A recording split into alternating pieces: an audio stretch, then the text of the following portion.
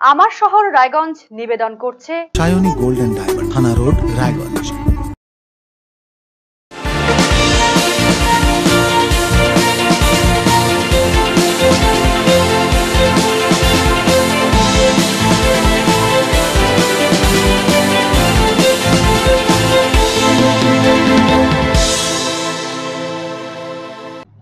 নমস্কার, আরসিটিভি সংবাদে আপনাদের স্বাগত। আমার শহর রায়গঞ্জ নিয়ে এই মুহূর্তে আমি সোনালী। প্রথমে যে খবরের দিকে নজর রাখছি, তিনি বিদ্রোহী কবি। তার মাত্র 23 বছরের সাহিত্যিক জীবনে সৃষ্টির যে প্রাচুর্য তা তুলনাতীত।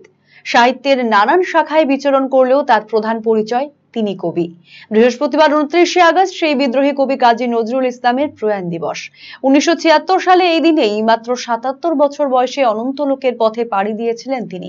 প্রতি বছর সরকারি বেসরকারি উদ্যোগে শ্রদ্ধাপূর্ণ উপায়ে বিদ্রোহী কবির প্রয়াণ দিবস পালিত হয়। তারই অঙ্গ হিসেবে বৃহস্পতিবার উত্তর দিনাজপুর জেলা তথ্য ও সংস্কৃতি দপ্তরের ব্যবস্থাপনায় রায়গঞ্জের কর্ণজোড়ায় একটি স্মরণ অনুষ্ঠানের আয়োজন করা হয়, যেখানে উপস্থিত ছিলেন জেলা তথ্য ও সংস্কৃতি আধিকারিক শুভম চক্রবর্তী সহ অন্যান্য প্রশাসনিক কর্মকর্তারা। এদিন বিদ্রোহী কবির প্রতিকৃতিতে পুষ্পার্ঘ্য অর্পণ করে শ্রদ্ধা নিবেদন করা হয়। সঙ্গীত, আবৃত্তি, আলোচনা সহ বিভিন্ন অনুষ্ঠানের আয়োজন করা হয়।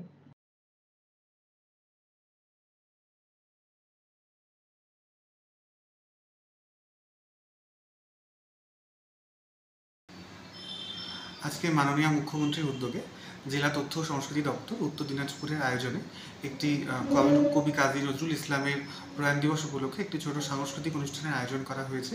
এতে আমরা বিদ্রোহী কবির প্রতিকৃতিতে মাল্যদান এবং আমাদের জেলার বিভিন্ন শিল্পীরা তারা সঙ্গীত পরিবেশন, আবৃত্তি, আলোচনা সভা ইত্যাদির মধ্যে দিয়ে বিদ্রোহী কবির প্রতি শ্রদ্ধা জ্ঞাপন করছেন।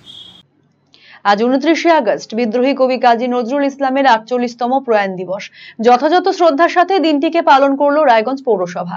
এদিন শহরের সুপার মার্কেট সংলগ্ন এলাকায় বিদ্রোহী কবি কাজী নজরুল ইসলামের আবক্ষ মূর্তিতে শ্রদ্ধা নিবেদন করা হয়। উপস্থিত ছিলেন পৌর প্রশাসক সন্দীপ বিশ্বাস সহ ওয়ার্ড কোঅর্ডিনেটররা।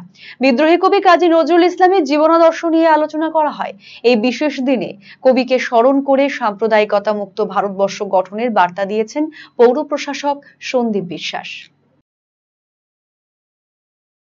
কাজী নজরুল ইসলামের আজ 48তম মহাপ্রয়াণ দিবস। আজ কাজী নজরুল ইসলামের 48তম মহাপ্রয়াণ দিবস। এই প্রয়াণ দিবসে আমরা রায়গঞ্জ পৌরসভা কর্তৃক প্রতিষ্ঠিত কাজী নজরুল ইসলামের মূর্তির পাদদেশে উপস্থিত হয়েছি। আমরা সকলে তাকে আমরা শ্রদ্ধাপূর্ণ উপায়ে বরণ করলাম, স্মরণ করলাম এবং শ্রদ্ধাপূর্ণ উপায়ে আজকে তার প্রয়াণ দিবসকে আমরা স্মরণ করলাম।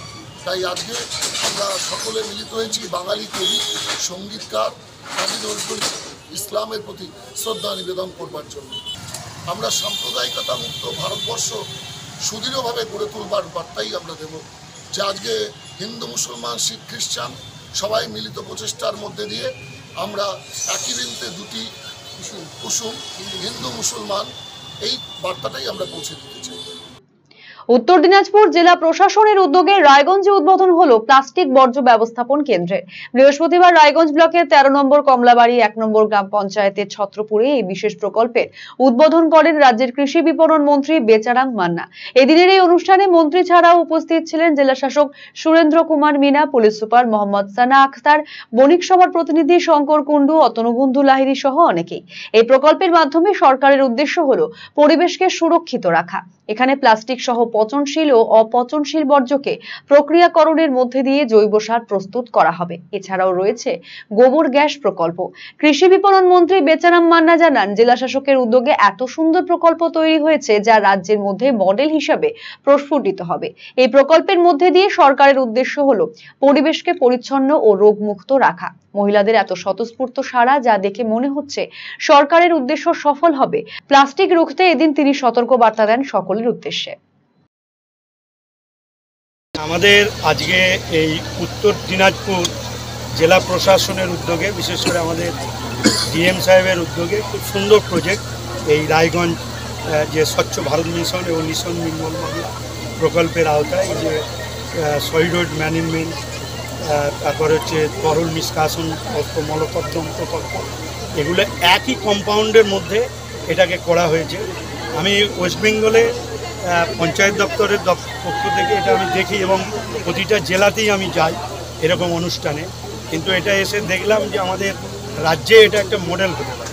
তো সেক্ষেত্রে দেখলাম খুব সুন্দর তৈরি করেছে এবং বিশেষ করে এটা যে উদ্দেশ্য নিয়ে করা, পরিবেশকে পরিচ্ছন্নতা রাখা এবং রোগমুক্ত করা এবং পানীয় জলের পর্যাপ্ত ভূগর্ভস্থ জলকে ভর্তি করা, সেখানে এখানকার মহিলারা যেভাবে উৎসাহ দেখিয়েছে তাতে আমার মনে হয় যে সরকারের যে উদ্দেশ্য সেই উদ্দেশ্যটা সফল হবে।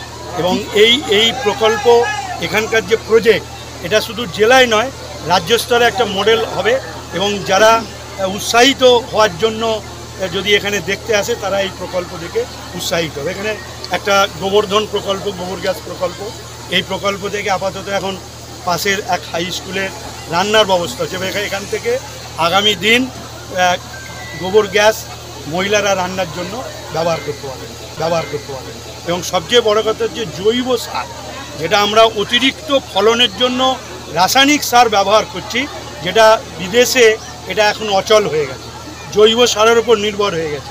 এই প্রকল্পের ফলে জৈব সার কৃষকরা আরও বেশি উৎসাহিত হবে যদি যোগান পায় এবং জৈব সারের ফসল খাওয়া মানে শরীরকে আরও বেশি সতেজ করে।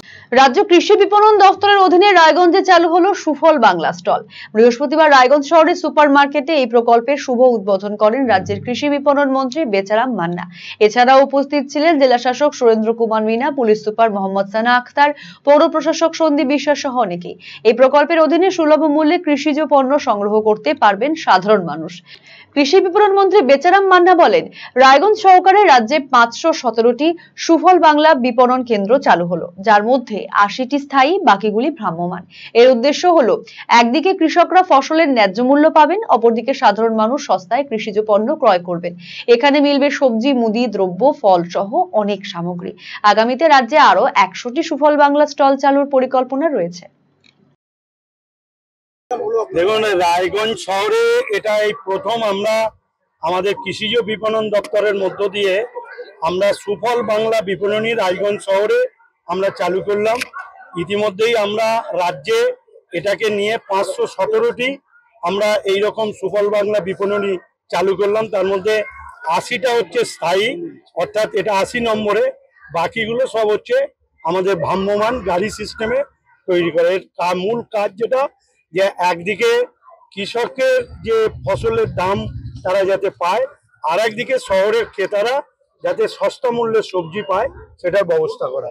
এবং আজকের উপস্থিতি যা বুঝলাম যে এই সুফল বাংলা বিপণনী, এখানে মানুষের গ্রহণযোগ্যতা বাড়বে এবং প্রয়োজন অনুসারে আমাদের বললে আমরা এটা আরো বাড়াবো। আগামী দিনে আমাদের সারা রাজ্য জুড়ে আরো 100 বাড়াবার আমাদের পরিকল্পনা রয়েছে। কি কি পাবেন এখানকার সাধারণ মানুষ? এখানে সমস্ত রকম সবজি পাবেন এবং মুদিখানার দ্রব্য, যেটা আমাদের কৃষকের উৎপাদিত করা, ডাল, তেল, এখানে টমেটো পিউরিশন করা হচ্ছে সেখানে মানে টমেটোর যে রান্না, ওটা লিকুইডটা দিলে টমেটোর মতোই টেস্ট পাওয়া যাবে, সেটাও এখানে আছে। সর্ষের তেল আছে এবং নানান রকমের মশলা রয়েছে এবং সমস্ত সবজি, ফল সমস্ত কিছু পাওয়া যাবে।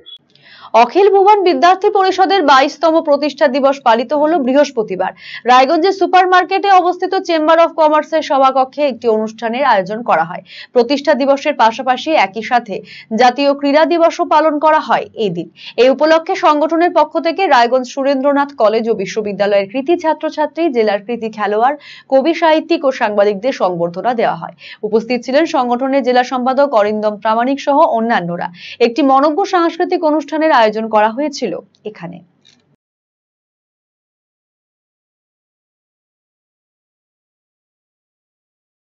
আজকে সংগঠনের 22তম প্রতিষ্ঠা দিবস প্লাস ভারতের জাতীয় ক্রীড়া দিবস, সে উপলক্ষে আজকে একটা সাংস্কৃতিক অনুষ্ঠান, সাহিত্য অনুষ্ঠান, একই সাথে রায়গঞ্জ সুরেন্দ্রনাথ কলেজ, রায়গঞ্জ ইউনিভার্সিটির প্রতিটা সাবজেক্টের অনার্স গ্র্যাজুয়েট এবং মাস্টার ডিগ্রি কোর্সের ফাইনালের যারা টপার তাদের পুরস্কৃতকরণ, জেলার বিভিন্ন প্রান্তের কৃতি ফুটবলার, ক্রিকেটার, বিভিন্ন ক্ষেত্রে খেলোয়াড়দের পুরস্কৃতকরণ, কবি, শিল্পী, সাংবাদিক সকলকে এখানে সংবর্ধনা জ্ঞাপনের কর্মসূচি রয়েছে এবং নৃত্য, সঙ্গীত সবকিছুই থাকছে। আমার শহর রায়গঞ্জ এখনকার মতো এই পর্যন্তই। পরবর্তী সংবাদের জন্য নজর রাখুন RCTV সংবাদে। নমস্কার।